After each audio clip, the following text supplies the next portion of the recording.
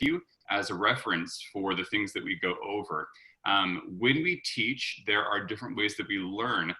We either learn through the cognitive domain, that's terms and lingo and things like that, through the affective domain, through imagery and through simile and comparisons, and the kinesthetic domain through action. So we're going to be talking through each of these different areas. We all tend to learn best in one of these categories. So I'm a super cognitive guy, but I also like the kinesthetic as well, but I'll do my best for those effective learners to be in there. We're going to go through 3 different big sections. This yellow section first, this is all about breath. Then we're going to be looking at resonance, more or less, and then just some things to help reinforce that resonance and breath stuff here at the end. This packet then has a little bit of sciencey stuff that we'll go over when we get to resonance.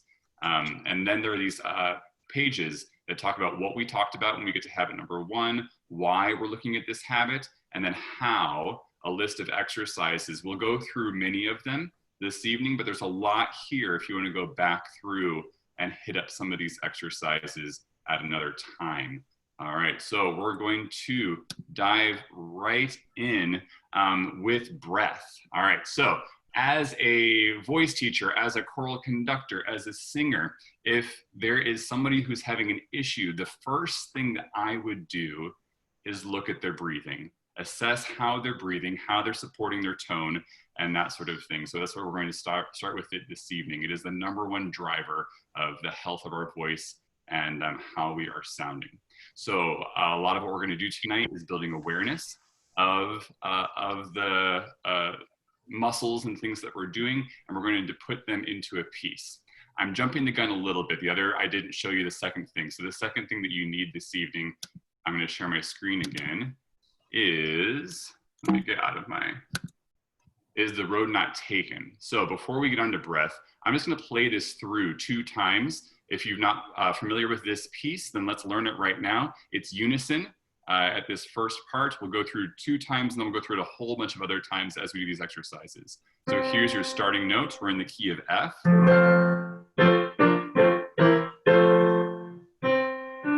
Here we go. First time through, you can sing it, you can loo it, you can do it. Doesn't matter to me. I can't hear you anyway. Here we go. 1, 2, 3.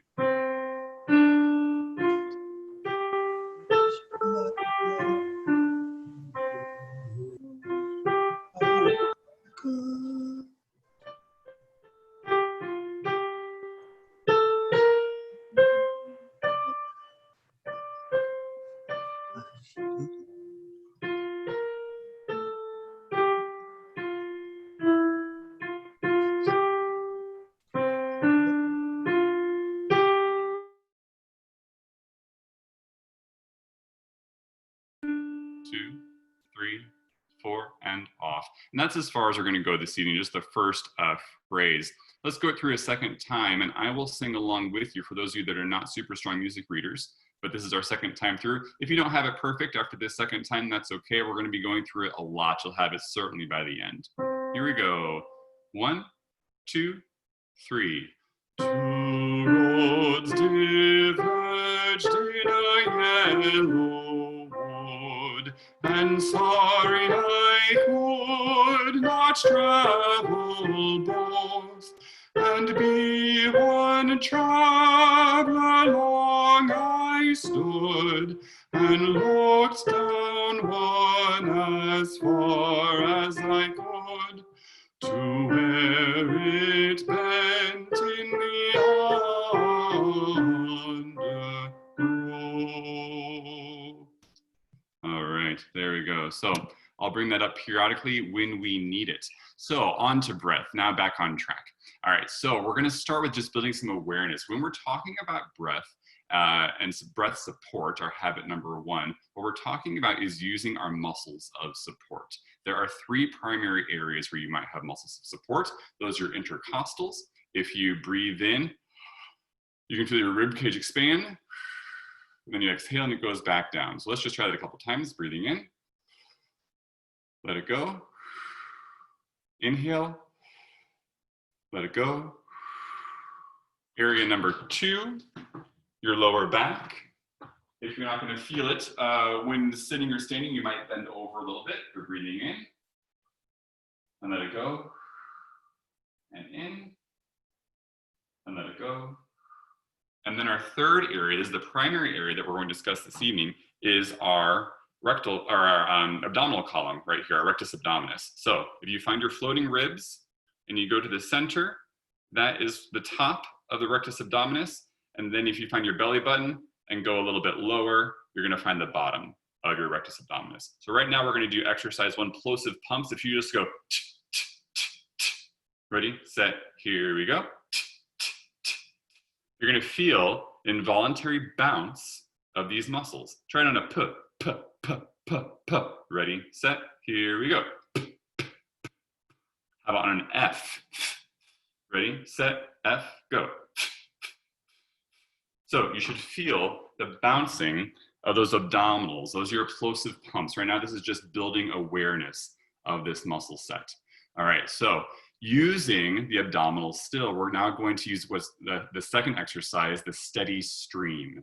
So you can use let's use a shh. This is a very popular choral consonant to let go on. So we're going to breathe in. This is just a natural, easy breath. This is no sort of gaspy breath, just easy, easy, easy, relaxed breath. And you're going to exhale, let's say for 4 counts on a shh. I like to stay monitoring. So again, if you want to stay here, we're going to breathe in. 1, 2, ready, go.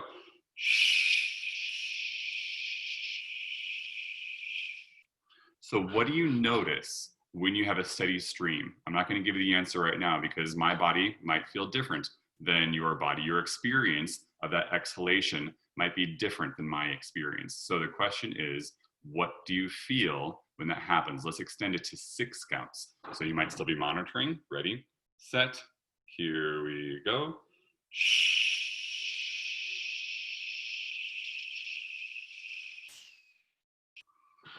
All right, did you feel a tightening? Did you feel a pressing?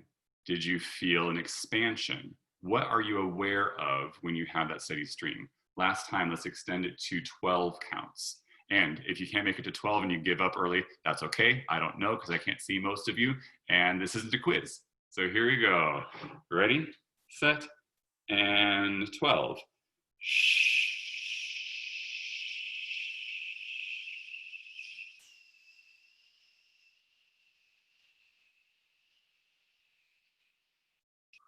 All right, building awareness of this primary muscles for support on that steady stream.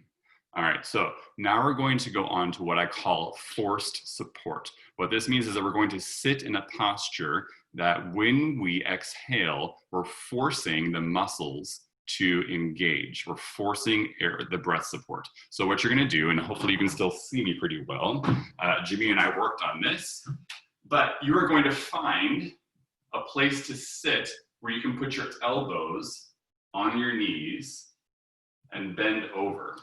So when you're bent over, the abdominals are going to be closer to your thighs.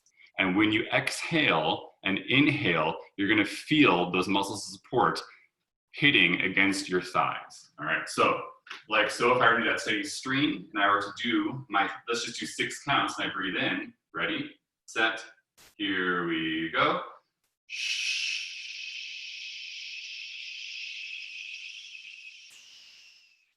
You should feel that tightness or that pressing against your thighs as you exhale. So we're forcing the support right now. Let's do that one more time. How about 8 counts? Ready, set, here we go.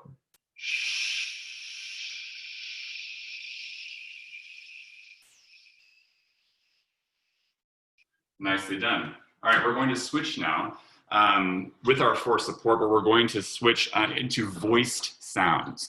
So we're going to use semi-occluded sounds. A semi-occluded vocal tract is when we block the vocal tract. Think about a hose and water is escaping freely and you suddenly put your thumb over that hose. You've created an occlusion to the water leaving the hose. So that's what we're going to be doing with a voiced sound.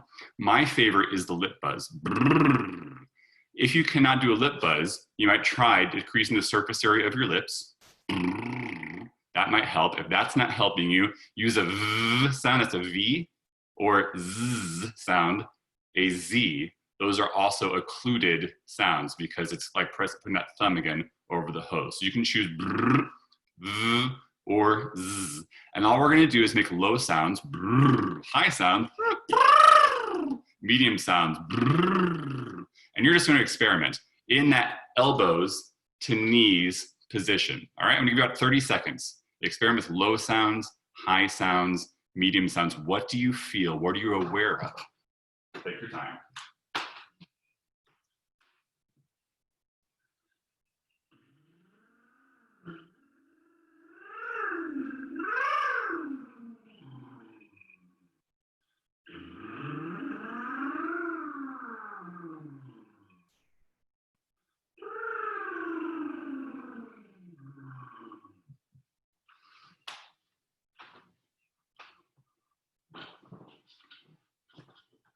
Give it a couple more seconds to sort of wrap up.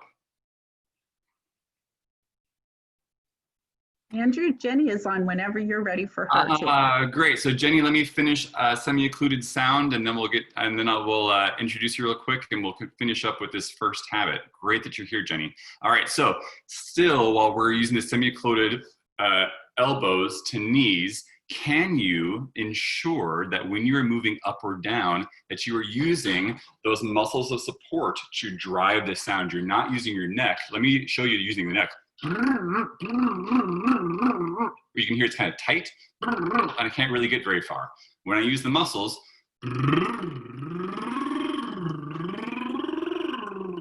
I can go a lot longer. So 30 more seconds or so, 20 more seconds. Use your abdominal muscles as the driver of what's going on.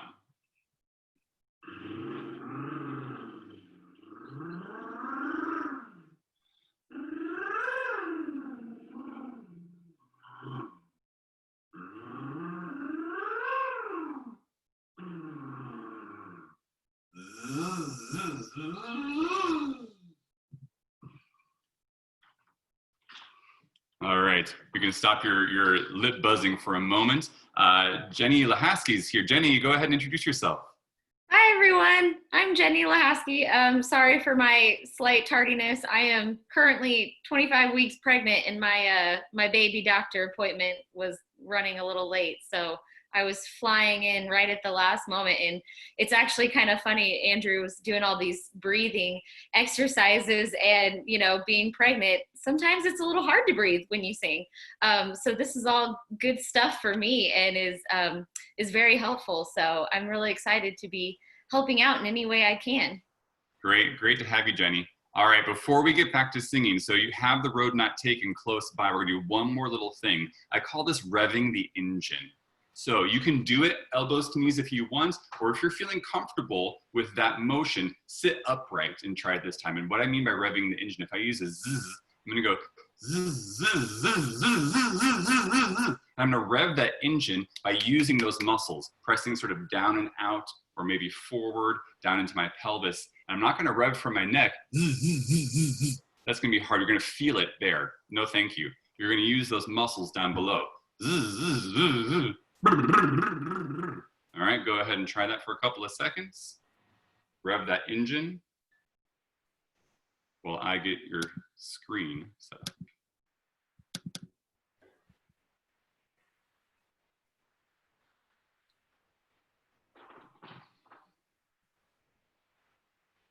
All right, so we're going to go back through the road not taken and choose your favorite lip buzz v or zzz to sing this on. So it might sound like this.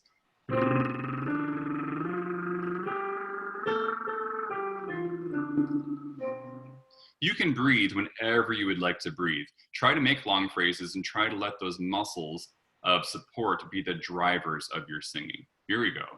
1, 2, 3.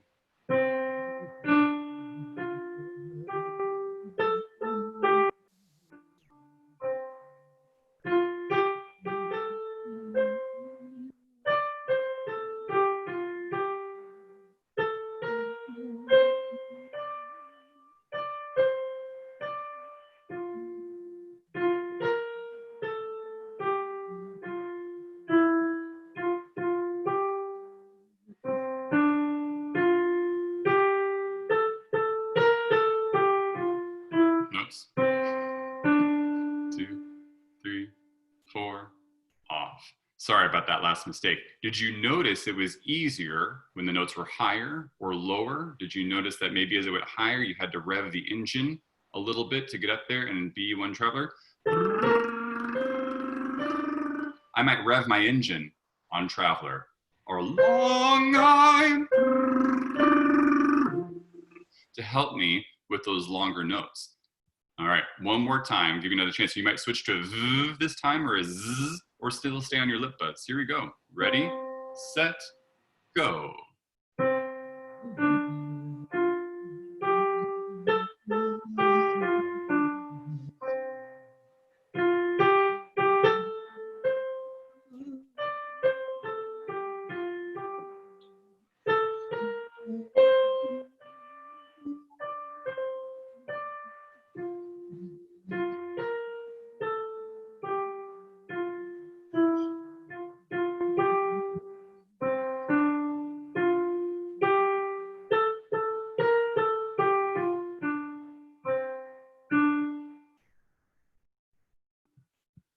All right. Well done. You have gotten through your first habit. All right, so that's the big one. Some of these other ones are not going to go quite as slowly. So habit number 2, breath, energy, and release. And by the way, if you're not feeling like you totally have a habit down, that's okay.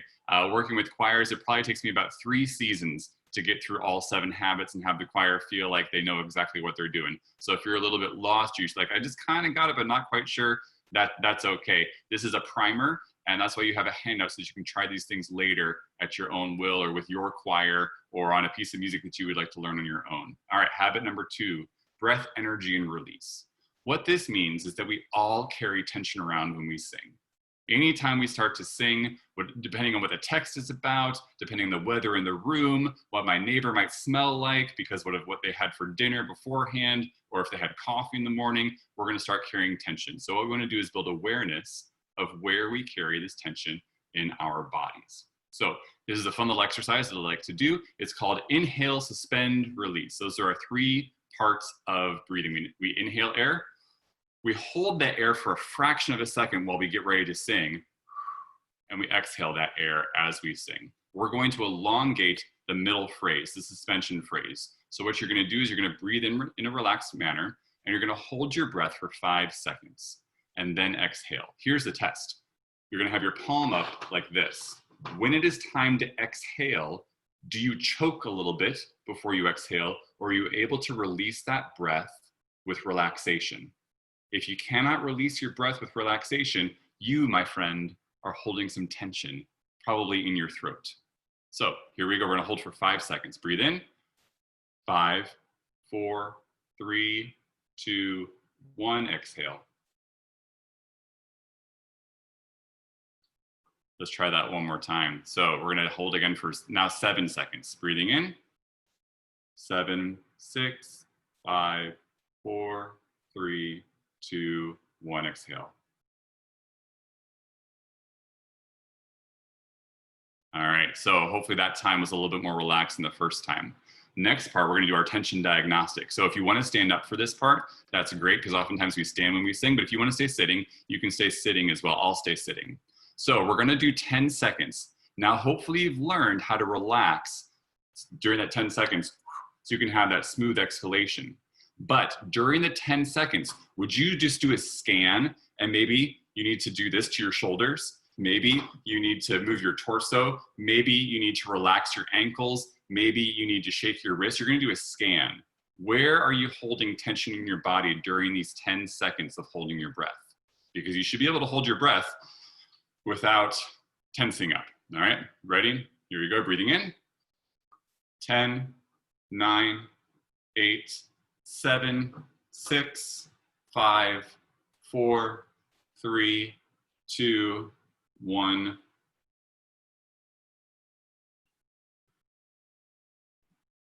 And could you still exhale in a smooth manner? Did you notice where you keep tension? For me, back here, and also in my thighs. I tend to clench, I tend to lock my knees a little bit and hold a lot of tension in my thighs when I sing. So it helps that I'm sitting down, but I know myself. Right now you're getting to know yourself perhaps. All right, so let's do it one more time. Breathing in.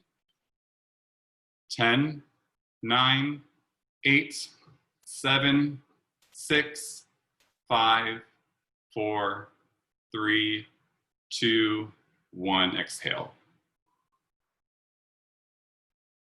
All right, so hopefully you're finding parts of your body that you need to relax when you inhale and before you start to sing. All right, so now that we are building awareness, let's build some energy. All right, so this is called good tension versus bad tension, right? Because our bodies wouldn't stay up unless our muscles were working, unless there was something holding us up. If we said that we were fully relaxed, we'd be blobs on the floor, right? So there is good tension. There's tension that helps us stay up, and there's good tension that helps our muscles do what they need to do. So we're gonna create some good energy. So would you just rub your hands together? We're gonna make some friction right now. Imagine I'm going to sing a high note. What sort of friction would I need? Slow is less friction going to help me sing high, or probably more friction is going to help me sing high? All right, I've got a long note. If I'm going to sing a long note, do I want to have flabby, not a lot of friction, or do I want to increase my friction for the long note? So good energy, right? Creating, releasing breath, releasing energy as we sing. I'm going to put up our road less traveled, or the road not taken, and we're just going to do a little bitty phrase. We're not going to do the whole thing, but let's look at this trickier phrase.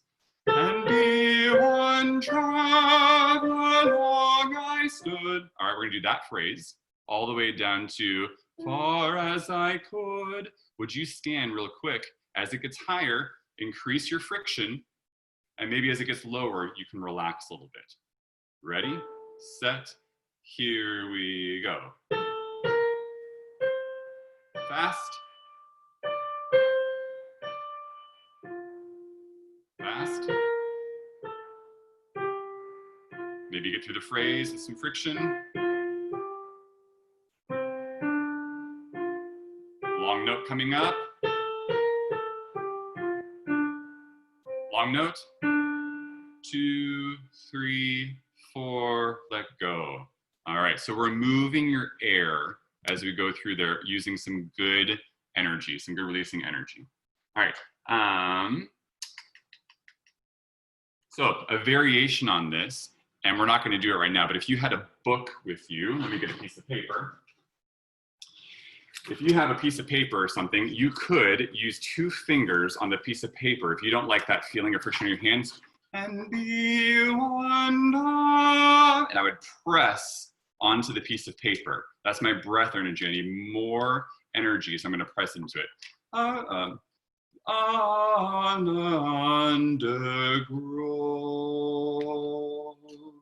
I'm going to press onto that hard surface to help me remember to move my air through there. So that's a variation on this idea of using good tension to release energy. Now, this one's a little bit hard because when I press, especially if I'm doing it like this, you can see I'm getting my shoulders involved. Not so great, but you can find a way to find a hard surface without creating excess body tension. So friction, all right, using that energy. Last thing on releasing energy, our hands are magic. So using hands and arms to release energy and to release air is a great thing. It's not just for conductors. You too can use your hands and your arms to make beautiful music happen. So this could look like pushing air away from you. Circular motion is really good for moving breath. This could be loops this way, all right? Anything, it could be swaying back and forth, anything to feel like you're releasing and moving air. So I'm gonna let you choose a gesture, and then, oh, so this is a cool thing because we can't be goons when we're performing, but if you have a gesture that works really well for you, you can use it while you sing. You hold that folder in one hand, and down by your waist, because you're in the second or third row, you're doing your hand motion with the other hand. I've done it in concerts my whole life, and it helps me sing those high notes. So find that hands are magic. Find the motion that works for you. This is my releasing breath. This is my releasing tension motion. And you got the folder in one hand, and the conductor has no clue with the other hand. You are helping yourself sing. All right, so here's the whole thing. I encourage circles or moving back and forth. Try a gesture this time that's going to move air as you sing. On the text, 1, 2, Circles. Two roads diverged in a yellow wood, and sorry I could not travel, both big circles, and be one track along I stood, and looked down one as far as I could, to where it bent in me under circles grove. Moving energy all the way through that long note. Well done. 2 habits down. All right, here we go. Habit number 3, vocal placement. So this is a tricky thing to get started with. And so we want to get a little bit of science down. I'm going to go through it really quickly because I know that I'm going to end up running out of time. Is just the way it's going to go. So, all right, I'm going to share my screen back to my original handout. Again, you don't need to have this with you right now. All right, so when we sing, the first thing we do is sing a fundamental note. Like you're gonna sing a C, Jenny's gonna sing a G, Jamia's gonna sing an A, we're all gonna sing a note. That note is called the fundamental pitch. Every fundamental pitch is accompanied by a set of overtones. The overtone series is a scientific thing. The harmonic series is another way you might hear it. What that means is when I play one note, the timbre of that note is determined by what overtones are strengthened and which ones are dampened. So every couple hundreds of frequencies or thousands of frequencies, new overtones set in. If you're looking at this thing of the flute, clarinet, oboe, and saxophone, they're all playing the same note. These are wave forms. So sound travels in waves. And the faster the wave, the higher the note, the slower the curve of the wave, the lower the note. A sine wave, if you've seen the sine wave, that's a smooth up and down curve. That is a pure tone where the overtone series is regular throughout. Let me see if I can play one for you real quick so you can hear what I'm talking about.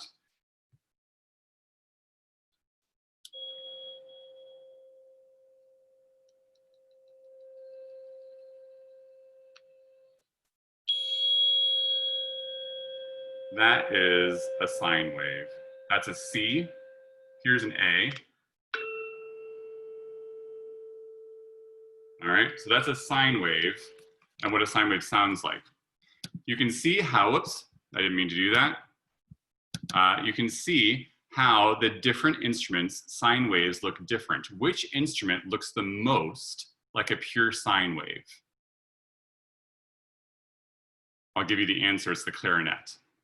The clarinet looks the most regular up and down. The distance is about the same. You see the saxophone, it goes down way far and not up very high. The oboe has jagged ups. The clarinet has the most consistent up and down to it. So what that means is that it's going to get the purest tone, or the closest to that pure tone. We're going to skip this amplitude versus time and look more at the sound spectrum over here. So we know that that clarinet is closest to that sinusoidal wave. The reason that we want our voices to start being like sinusoidal waves is pure tones blend and tune really well. So let's then look, we've got oboe, saxophone, clarinet, and flute. Look which overtones on the low end or the high end are being magnified. So the clarinet magnifies lower overtones and dampens higher ones. Have you ever heard people talking about how you can't tune 2 oboes? The joke is, how do you get 2 oboes to tune? You shoot one, right? The oboe magnifies high overtones and dampens low overtones. Doesn't tune very well. Clarinets are going to have their best tuning to each other because of this right here versus the dampening over there. So what we're trying to do in a very simplified method is to get our voices to sound more like clarinets than oboes. A little bit, all right? So very, very basic way of explaining that. So how do we do this? All right. I see Amy knows I'm an oboist, so I can make fun of him. Thanks, Amy. I do play the oboe. Yeah, all right. So the first thing we're going to do is figure out how to thin the vocal folds. When we do choral singing, we try to sing with thin vocal folds. So other things that we can do are have thick vocal folds, slack vocal folds. We have stiff vocal folds. Let's experiment with all these. So the phrase that we're going to use is, Dad, can I borrow the keys? Just a question. Dad, can I borrow the keys? In your most assertive, declamatory, threatening, aggressive voice, would you ask this question? Dad, can I borrow the keys? Yeah, notice it's very forceful. That's thick folds. If you're going to belt, if you're going to be forceful, if you're going to make a declamation, you're thickening the muscles of the vocal folds and making that declamatory statement, Dad, can I borrow the keys? All right. If you want to have slack vocal folds, you might use your vocal fry. Dad, can I borrow the keys? I'm so disinterested. Dad, can I borrow the keys? Many Gen Zers talk with vocal fry all the time. Not necessarily the healthiest way to talk. You don't want to use a lot of vocal fry when you speak. If you want to have stiff vocal folds, you're going to use a breathy high voice. Dad, can I borrow the keys? I don't know why you would ever talk to your father this way, but Dad, can I borrow the keys? Now, if you want to be a good choral singer, you are suddenly a 12-year-old prepubescent boy whose voice might crack. Dad, can I borrow the keys? That's your choral voice. Dad, can I borrow the keys? What do you notice about that voice? Where is it in your face? Do the declamatory one. Dad, can I borrow the keys? Your voice is down here. Dad, can I borrow your keys? Your voice is somewhere up there. Dad, can I borrow your keys? You're down there. Dad, can I borrow your keys? Dad, can I borrow the keys? We call that forward placement. That's where your voice is when you're that prepubescent boy. All right, so how do we thin the vocal folds if we don't know how to already? So we're gonna sing on an oo vowel. We're gonna go ooh in a breathier tone. Not super breathy, but a breathier tone. Ready, set, here we go.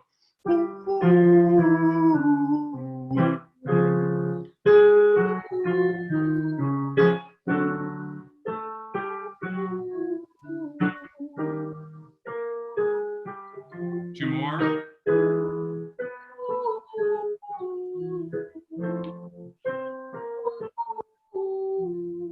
So if you're doing this exercise correctly, you're going to notice that sound moving forward into what we call the mask. We have sympathetic resonators all throughout our face, our sinus cavities, more or less, right? And we're going to feel the sound in that sympathetic resonance. So try to make it super breathy this time. And just monitor. Ready, set, super breathy.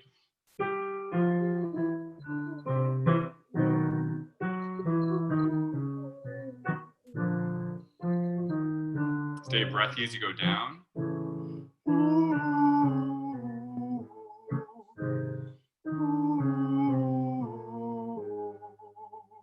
All right, keeping the voice a little bit breathy. Whenever you add air to the voice, it thins the vocal folds. That's just a rule. That's science. Add air to the voice, the vocal folds are going to thin. When you belt or when you are using that declamatory voice, you're trying to suppress, I mean, you are always releasing air, but you're trying to suppress the amount of airflow. You're building up pressure rather than releasing air through the vocal folds. All right, so this next thing, you don't have to try if you don't like to touch your neck. And I wouldn't recommend doing a whole lot of it because I don't want you to hurt yourself. But if you're in this breathy voice, what happens if you can force it forward? See if you can feel it that way. So what you're gonna do is you're gonna find, I have a nice big Adam's apple. So you can see where my Adam's apple is. If you climb up your Adam's apple, you can find your hyoid bone. It's the only bone in the front of your neck. There's a little hole right above your Adam's apple. You're gonna find the hole first. And above that hole is a thin little strip. That's your hyoid bone. If this grosses you out, don't do it. But right above that hole is your hyoid bone. And when you sing, because you hear, I just cleared my voice up and shoved it forward into my resonating mask. So start breathy. If you're not breathy, it's not gonna work. So you have to start breathy.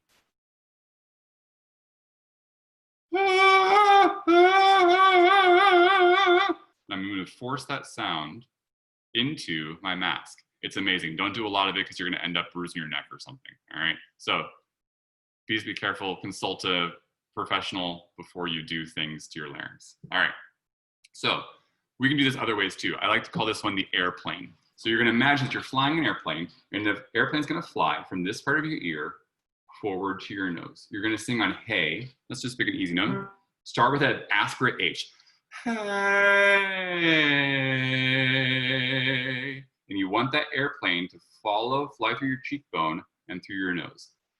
Hey. Do not let your airplane dip. Hey. Hey. Right? That goes into your jaw. Stay along the cheekbone. Hey. Don't want your airplane to crash either. Hey. Right? No airplane should crash into the ground during this exercise. You should have a clean flight. Hey. You might find some vibrato there as well. Again, using this upper part of the face. No chin singing. Hey. Not going to work for you. Use the cheekbone from the ear through the mask. All right. The last little thing on placement. If you know how to speak like Mickey Mouse, oh boy, or your most pretentious European, how do you do, sir? It is a pleasure to meet with you today. You're also singing with mask or speaking with mask resonance. So, oh boy, I hope Minnie and I are gonna go have some fun at the park today. That's my Mickey Mouse voice, and it's right there in my mask. All right. Any sort of sound like that. So let's go to the road not taken, and you're going to use your best singing song, Mickey Mouse voice, to speak these lyrics. So here we go. So it might sound like this. Two roads diverge. And yes, guys, I am using my falsetto. The male falsetto is an incredible thing. We don't use it enough. No one's around to hear you except for those in your house, and they already love you, I bet. So go ahead and use that falsetto, guys. And women, you're just going to try to get it as sing-songy and rich and pingy as you can. Here we go. Ready? Hey, Andrew. Yes. Could you try it? Like, could you also do it in, I've heard some people do it in like a princess, like a Disney princess. Yeah, absolutely. Sound like, why? Why do you fly so high? Kind of. Yeah, that's great. I can't do that because I'm a dude.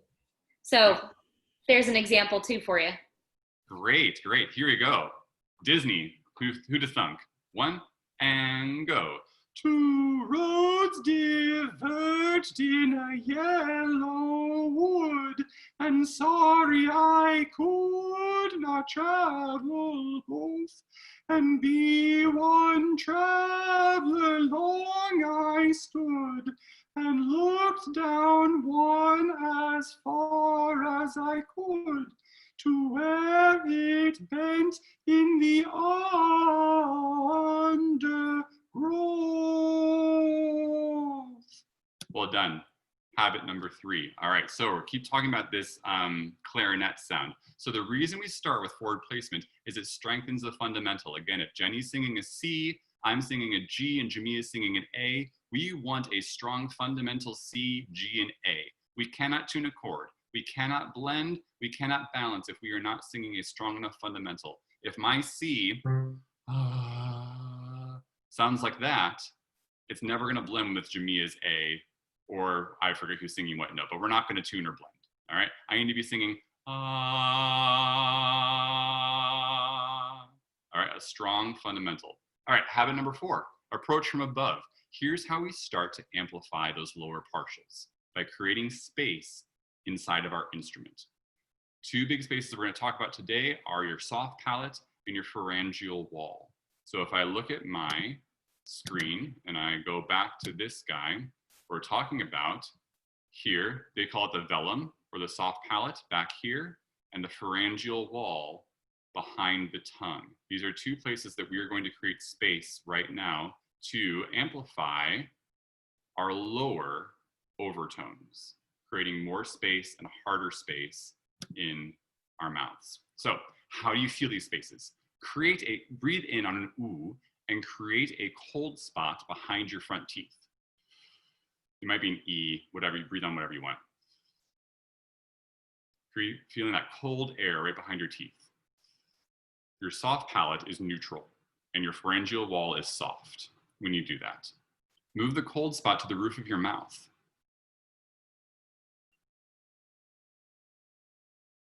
Your soft palate is moderately lifted, and your pharyngeal wall is moderately tightened. You might feel like there's more space in your mouth when you breathe through the roof of your mouth. Now, move the cold spot to the back of your throat.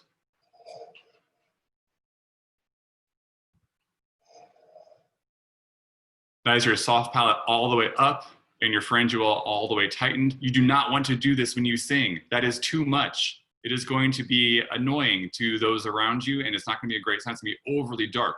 Oh my gosh, now my song's all the way back there. I don't want that. You want your cold spot to be towards the roof of your mouth, give or take a couple degrees forward or backwards, depending on what your conductor likes.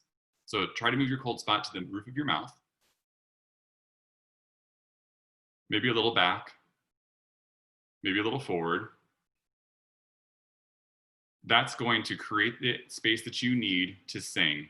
You don't need to create a whole lot more space than that when you want to amplify these lower overtones. So, hands are magic number 2. We're going to tip our hands like this into that cold spot. So when you breathe in, can you connect from your fingertips to that cold spot? And we're going to sing.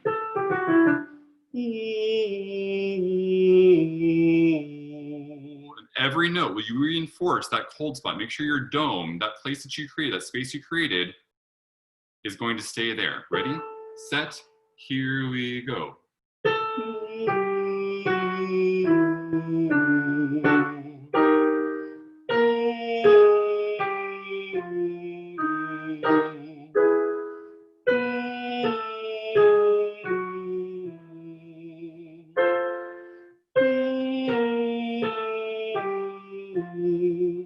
Great, that's the soft palate and the pharyngeal wall. Habit number 4.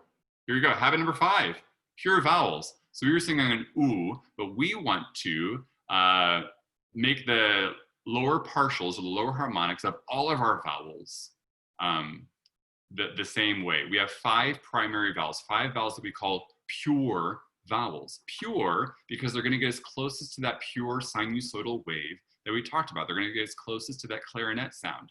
Now, we start with these, and we start with Latin because Latin uses our 5 pure vowel sounds. If you're singing in German or French or Hebrew or Czech or Swedish, you are not necessarily singing pure vowels, but you have learned how to sing them through Latin so that you can then keep that fundamental resonance and experiment with other colors. So we want to learn our 5 pure vowel sounds. Ooh, I think is one of the easiest ones to learn. So I have hand signs because hands are magic for ooh. All right. Oh, somebody who knows Hebrew more than I do says Hebrew is pure vowel sound. So there you go. Great. All right. So ooh, you're going to trace your lips ooh, and pull out, helping with the flare. So if I'm singing ooh,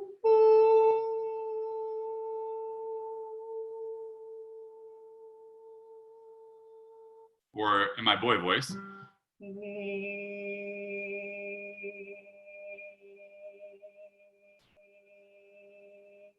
all right, E. E is another one that's fun to do. You're going to make an L with one hand, an L with the other hand, and you're going to flip one. Doesn't matter. Flip whichever one you want. All right? Say cheese. Now say cheese. It's very rich. So we don't want this when we sing. We don't want to sing E. We want to sing E.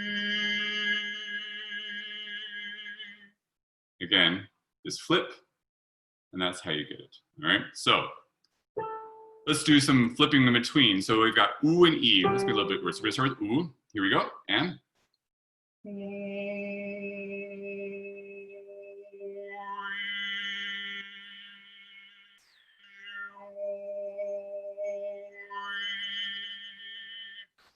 all right, 2 pure vowels, 3 left to go. O. So when I sing O, I want to create the shape. But what I'm really concerned about is the top of my O. If I sing just the bottom, notice what happens when I get to the top of my O.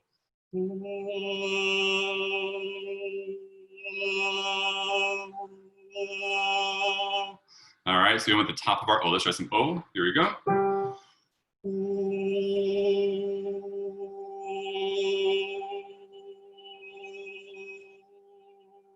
Again, building awareness in your voice. Ah is a triangle shape, where this is my soft palate, and these are the corners of my jaw. Ah. All right, so you got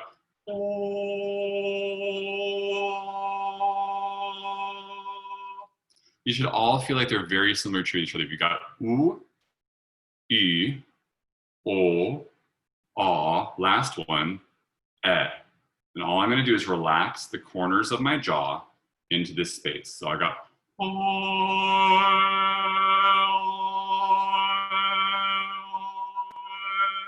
I'm not traveling very far. I'm not going ah a ah a ah a. Just ah. Notice the shape doesn't change that much. A variation on this, some people like to do this for ah and a, to put their knuckles under here and feel the space to their fingertips.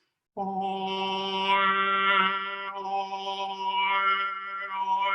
to create goalposts. So they're variation on those. So here is a little bit of the road not taken. Let's find our vowels real quick. There's not a lot of pure vowels in this. Two roads diverge in a yellow wood. Maybe not. Sorry, I could not travel both.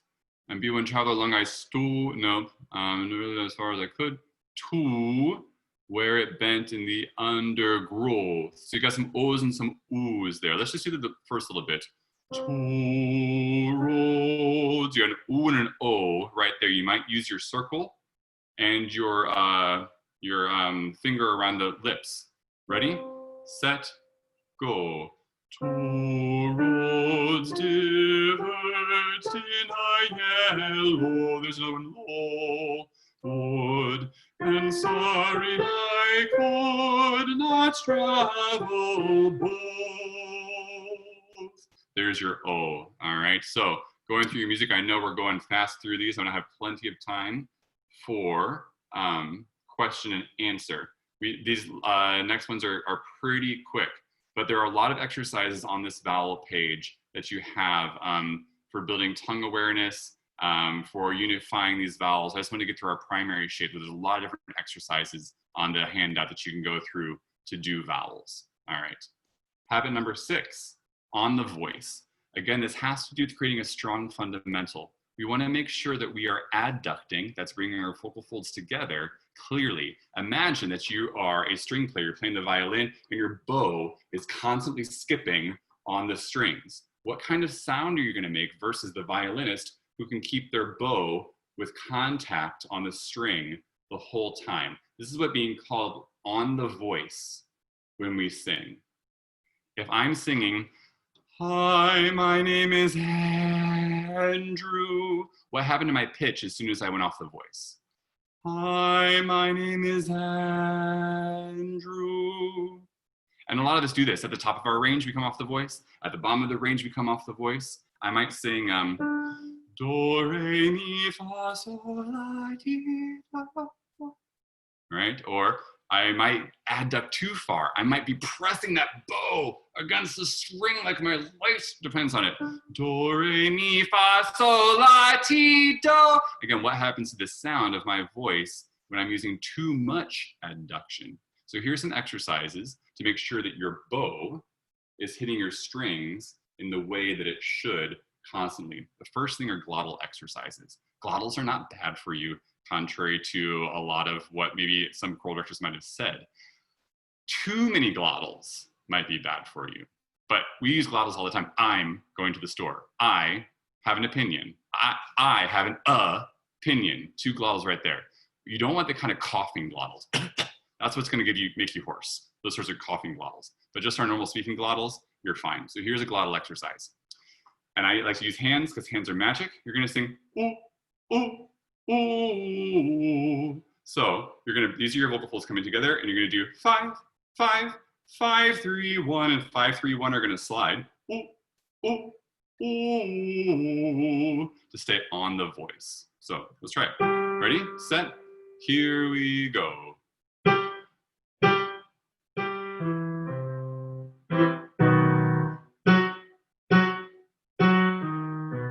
And let's practice this vowel. E, E, E. Ready, set, go.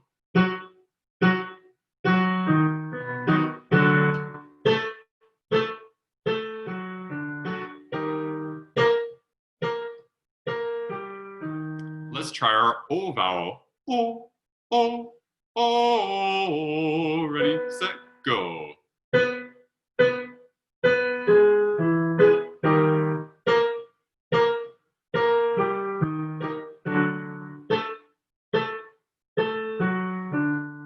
If you are hearing this in your voice, oh, oh, oh, you came off the voice.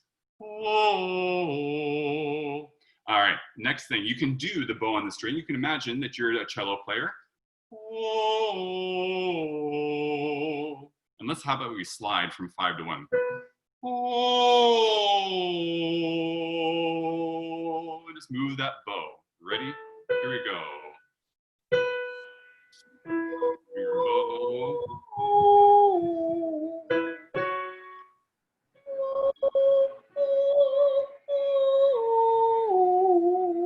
And if you are not able to slide, oh,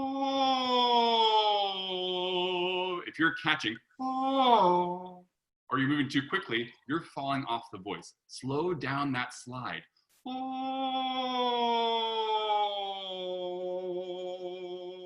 Maybe move that bow a little bit slower. Try a slow slide. Ready? Ready? Here we go.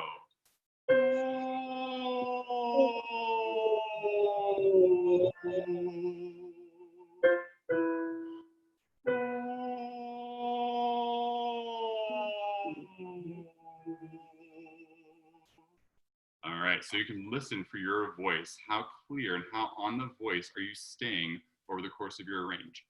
Another thing you can always do, hums. Hums, ms, ms, ms. They are going to give you full vocal fold closure if your breath support is engaged. So if you're doing that, those revving the engines, if you're doing elbows to knees,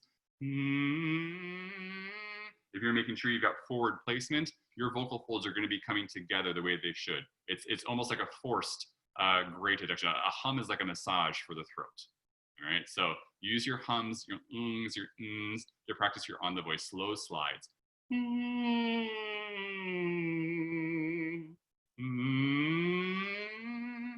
All right, that's habit number 6. Stay on the voice, strengthen that fundamental tone. And habit number 7, laryngeal stability. All right, so the larynx. You can see my Adam's apple, that's the front of the larynx, right? My thyroid cartilage. Jamia talked a ton about the larynx last week. Our instrument, if you remember that picture, is like a big tube. Imagine a J. And we can shorten and lengthen that tube by lowering or raising our thyroid cartilage. Imagine how that's going to change the sound. I can move it inches. I got a super long neck, right? I can move mine inches. If I take an instrument and I chop off inches to that instrument, what's going to happen to the sound? I want my instrument to stay relatively the same length all the time that I'm singing. So here's building some laryngeal awareness. Can you speak like Bugs Bunny? Hey, what's up, Doc? Or maybe it's Stitch from Lilo and Stitch. Hey, guys. What's up? Well, that's your Lilo voice. Or Gollum, oh my precious. Right? That's all preciouses lifting your thyroid, lifting the larynx up here, precious. That's how you do that. All right, so that's how you shorten your instrument. If I want to lower my larynx, I'm suddenly a 70-foot tall giant. Fee, fi, fo, fum. I smell the blood of an Englishman. You know, I think that's how the phrase went, right? I'm a 70-foot tall giant. All of a sudden my larynx is super duper low. All right, building awareness. Or yeah, Luke, I am your father. And that's moving on to to my next idea. Breathe like you're Darth Vader for a moment. That's low larynx. Can you keep your larynx low while you do that?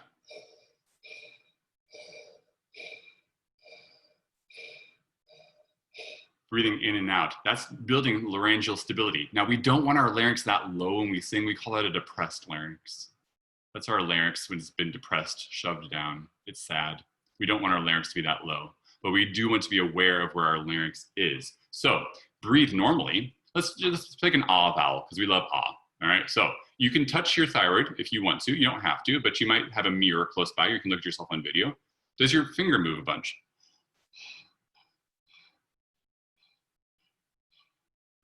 You might have to relax some neck muscles to keep it from popping around. What happens when you sing? We're gonna slide.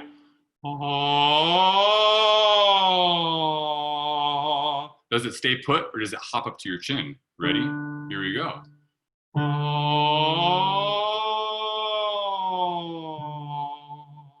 about an O? How about an E? E, it's gonna pop up a little bit. Sorry to say, E's just pull up a little bit. Oohs go down a little bit. So that's all natural motion, but what you don't want is your larynx being a roller coaster while you sing. All right. So here we go. This is our last time. So that's habit 7. This is our last 7. Our last time through the road not taken. How much can you accomplish of these 7 habits? How is your breath support? Do you need to be elbows to knees?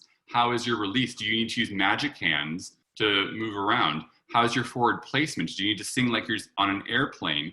How are your vowels? Are you tracking for pure vowel sounds when you can? How is, what am I missing? How is your on the voice? Are you breathy sometimes? And how is your laryngeal stability? Which one do you want to monitor this time through? If you've already built some good habits, can you let go those ones go and focus on a new one? Here we go. 1, 2, 3. 2 roads diverged in a yellow wood, and sorry I could not travel those, and be one traveler long I stood, and looked down one as far as I could, to where it bent in the undergrowth.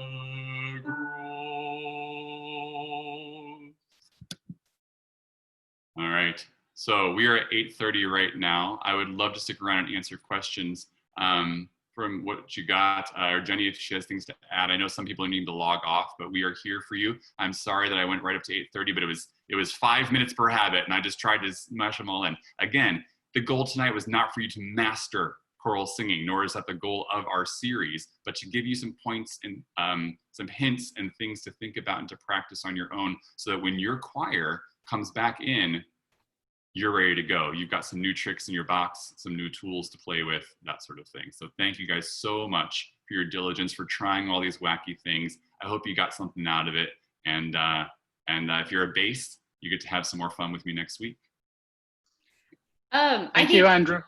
I think this is all great, because then, especially in the sectionals next week, everyone will probably address a lot, like go back and use a lot of the things from session 1 and this session now into your bass and the alto and soprano and tenor sectionals. So hang on to your handouts, because I know in the alto one next week, we'll probably kind of use some of these things as reminders next time. All right. I see a lot of thanks. Some people from Louisiana. We got some Kansas City, some Kansas and DC. Wow. Great. Oh, hi, Rebecca Jensen. Good to see you too. Yeah, I miss you guys in Santa Fe.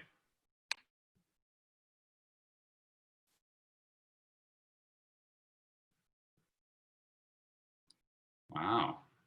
All over the place, y'all. This is great.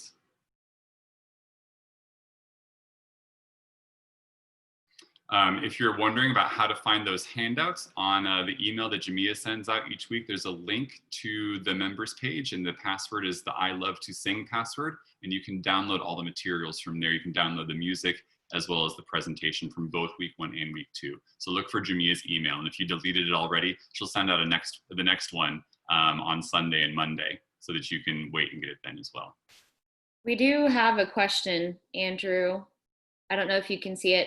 Sonia asked, how do you work on losing breath support as you age? I mean, do you have any other exercises that you can, or the ones that you did, would you say keep doing those? I would say a lip buzz is a great litmus test. If you are at a point where you're really struggling to lip buzz, then I would say that would be a skill to try to develop, because it's really one of the best ways to make sure that you're managing the breath support muscles.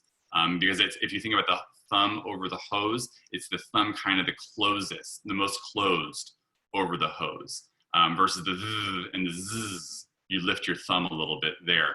And so, of course, our bodies change as we age. I'm nearing 40 now, believe it or not, and I've noticed all of a sudden that my support is starting to change a little bit. And part of it's just building that awareness. I would start with awareness. When you are supporting, whether it's low in your range, middle in your range, what are you doing? Where is the energy coming from? If it's just your neck, use the elbows to knees thing to find that forced support. And maybe that forced support for you is at your back or at your intercostals. But when we are bent over and crunched in our bodies, we force that support because our instrument's like a bellows. And so you're forcing that bellows to work. So I would start there with finding awareness and then working on the lip buzz.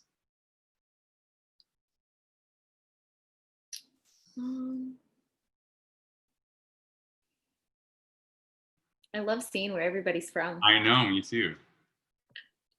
Andrew, what's the thing that you notice most? If you were going to rank these 7 habits as like the top habit that people tend to struggle with? Oh, tend to struggle with. I mean, I always come back to breath. I think that if you don't have awareness of breath, then that's the number one thing to start with.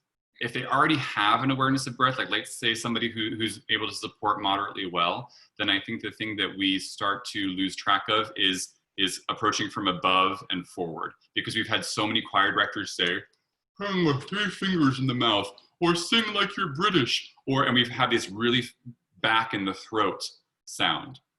And I'm not singing, 2 roads diverge in oil, 2 roads diverge, right? I'm singing with that forward, pure placement. So that would be number 1 and number 2, I guess, Jamia. Someone asked, with lots of choirs that a lot of them meet in the evening after they've been talking or eating, probably even sitting at a computer desk all day. What few tips could you give for vocal production after a long day? Yeah, step 1, revisit Jamia's presentation from last week about all that body tension stuff, where we tend to put our tension, and how to free up those areas that we lock. Move, get yourself, find something where you can push your reset button. But maybe it's meditation, maybe you need to be still, maybe you need to be active. I would find whatever your reset is. And then the second thing, thin those vocal folds. We as Americans tend to speak really low in our voice. I don't speak like a bass. If I'm speaking like a bass, this is kind of how it is. I tend to speak a little bit higher. So my voice, I've trained myself to stay a little bit more vocally ready throughout the day, because I'm using a higher placement as I go. But maybe while you're transitioning from work or from dinner to choir rehearsal, you're using your Mickey Mouse voice a little bit, or you're just releasing a lot of air. And thinning out those vocal folds from having a big day of meetings and sort of talking down here and getting tired. A good reminder from Ross Kimbrough, stay hydrated as well. And that really does, that makes a difference, what you're putting in your body every day too. Are you drinking a lot of caffeine or sugar stuff, or are you staying super hydrated? And that was something Jamia talked about last week. Yeah. That's very important. I sing for a church on Sunday mornings, and I've gotten into the bad habit of eating a chocolate power bar before I go. And I just know you're not supposed to have all that dairy, Andrew, before you sing. You know you're not supposed to. I'm trying to break that habit. We get bad habits too. So I need to find something else to eat before I go to my job in the morning. I think something to keep in mind too, if you're going to rehearsal and you've had a long day and you have been talking or using your voice a lot, or you're just tired, take that into account when you're rehearsing. Don't feel like you have to give 110% the whole time. You might have to have times where you take a break and audiate or listen. So that's also something to keep in mind when you're actually in the rehearsal as well. If you're already feeling tired, listen to your body. I love that, Jenny. Yeah, I tell my choirs, you are not solely responsible for holding out every long note. That's why you're in a choir. There are 16 to 84 other people in this choir who also have a shared responsibility for the high notes and the low notes. This is not an army of one that has to sing the whole thing. Yeah, so know your body. I saw a question about where can we find the recorded sessions, Jamia?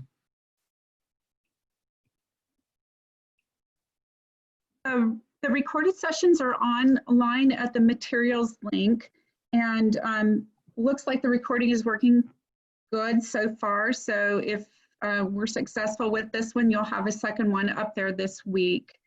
And as long as we're on that note, I've got about 20 emails that are consistently bouncing back. No matter how I email you, it's not getting to you, even if I'm replying to your despair that you're not getting my emails. I really apologize. I don't know why that's happening, but just know that if you go to that link online, I will put everything up there so that you can get logged in next week. And another thing is we're going to have 4 different logins next week since we have soprano, alto, tenor, bass. So be watching. I see we skipped a question. Sorry about that, Pat. Do you have exercises for more breath capacity? I found that oftentimes breath capacity isn't so much about breath support. It's about, am I on the voice? Is my placement forward? Am I strengthening that fundamental? Your lungs have a certain amount of capacity, and we're not using full lung capacity when we sing. We're not using the air full of lungs, right? You don't want to stack breaths. We're always releasing air, right? So there's sort of a fixed amount that we're doing, and we can only pressurize it so much. So if your breath capacity seems to be low, start with breath. Where is your awareness? Are you using those muscles of support? But then after that, I would think, where am I losing air? Where am I releasing the most air? Is it the beginning of the phrase because my onsets are too breathy? Am I going breathy at certain parts of my range? Am I staying on the voice? I tend to find that that's more of the issue that I find with singers than the inability to hold their breath long enough. Again, semi-occluded exercises, those are all going to help you use that breath more efficiently. How to balance pure vowel sounds with sounding natural. I love this. And because oftentimes we've been taught these pure vowel sounds in a way that brings the voice really far back into the throat. Because we had a choir director who used tall vowels. I don't like the term tall vowels because I'm going to make my face tall. I'm going to put a lot of tension here. Can you already hear what's happened with the sound of my voice? It's already kind of husky and back. So a great way to practice, and I didn't do this in this session, but it's on one of your pages. Can you sing your pure vowels without opening your mouth hardly at all?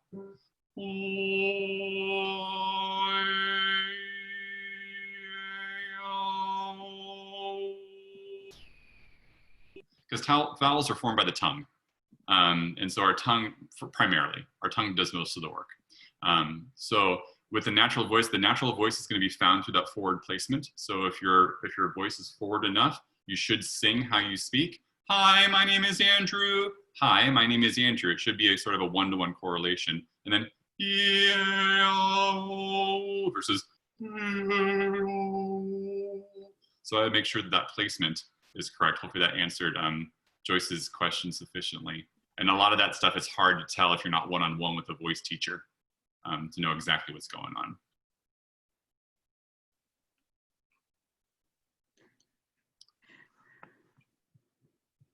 Why do I burp air after singing an anthem? That's an awesome question. Because you're probably moving more air through your body than you were before you sang.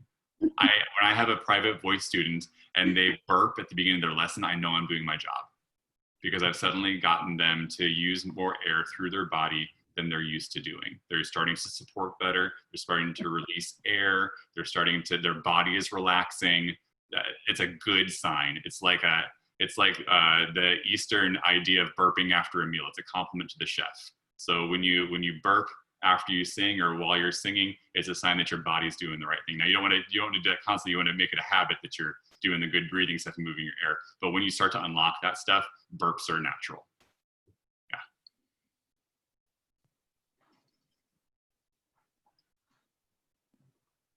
Some nice suggestions in there.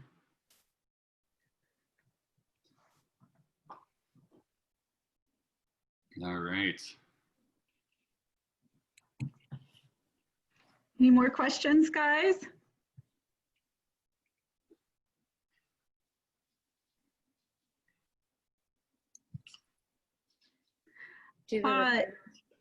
They usually will have the chat, not the chat in there. I don't know. It might show up on my screen since I'm recording. I'm not sure.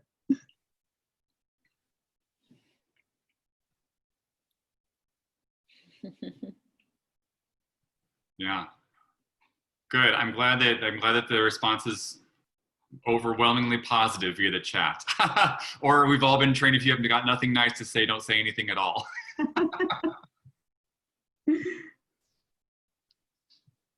Well, we're about to approach 8:45. Jimmy and Jenny, you feel like we're pretty well covered?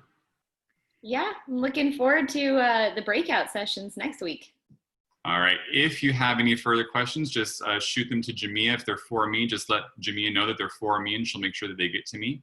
I'm also aschmidt@festivalsingers.org.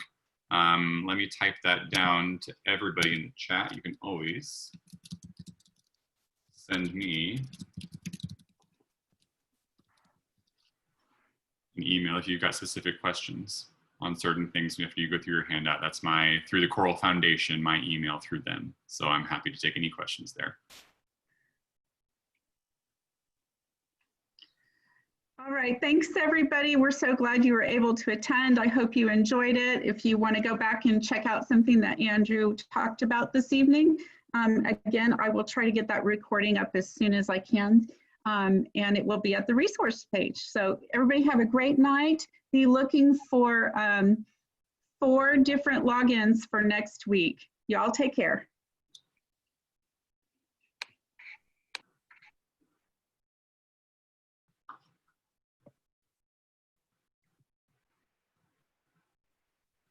Oh, there's my mom. Which one's your mom? Teresa Schmidt. She's probably embarrassed that I'm pointing her out. Hi, Mom. Maybe my dad, too. They're both singers. Genetics right there. Thanks, Mom and Dad. Bye, everybody.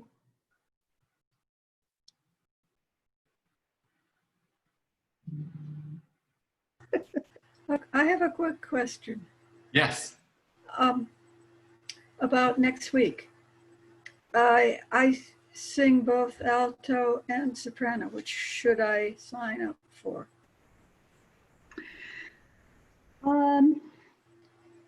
You know, I think that's going to depend on what you prefer. Do you tend to sing high soprano more or second soprano, first alto?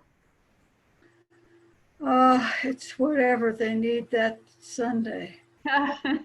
You're the pinch hitter, huh? Yeah. I've been that too. I've been anywhere from bass 2 to alto 2, so I get it. I'll tell you what, maybe what would be most helpful is where you struggle the most. You might go there. See if that helps. And you can always sign out and go into another session if that's not working for you. Okay. Thank you. You betcha. All right, did we get everybody? Yep. Okay, Andrew, great job. Thank you, Jamia. See you soon. Well, I'll send you a text when we're done. Just Okay, good night. sounds good. We'll be talking. Bye.